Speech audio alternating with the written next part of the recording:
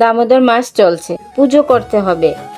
ভগবান কি ঘড়ি পড়ে এত ভোরে? উনি উঠবেন কেন? হে গো মা, উনিও তো ঘুমায়, একটু দেরি করলে কিচ্ছু হবে না। আহা, তোমরা না একদম বাদর। ভগবানকে ডাকলে উনি ঘুম থেকে উঠেন, তখনই ঘরে শান্তি আসে।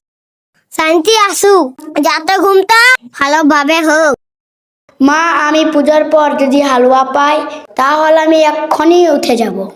ঠিক আছে, তবে আগে পুজো করো, তারপর মিষ্টি পাবে। এখন যাও, তাড়াতাড়ি স্নান করে এসো। মা, এ ফুলটি কামড় খেয়েছে, আমি ভুল করে খেয়েছিলাম। কি কি বললি? তুই ফুল খাস নাকি? হ্যাঁ, চলো এখন সবাই বলো ওম নমো দামোদরায় নমঃ। অং নমো দামোদরায় নমঃ। কিন্তু মা, দামোদর মানে আবার কি? দড়ি বাঁধা ভগবান। মা, উনি কি আমাদের মতন দুষ্টামি করতেন? হ্যাঁ রে, ছোটবেলায় কৃষ্ণ এত দুষ্ট ছিল যে মা যশোদা দড়ি দিয়ে বেঁধেছিলেন, তাই নাম দামোদর। তাহলে আমিও তো গতকাল সেনা ভেঙেছিলাম। কই, তুমি তো বেঁধে রাখতে পারতে। হে গো মা, ওকে বিপ্লব দামোদর বলা যেত। আহা, তোমরা দুজনেই আমার ছোট দামোদর।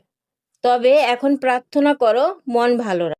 মা, আজ যদি একটা দুষ্টামি না করি তাহলে ভগবান খুশি হবেন তো?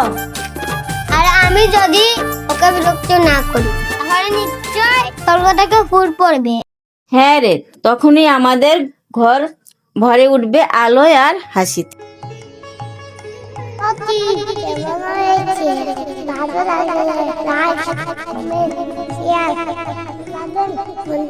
ভালো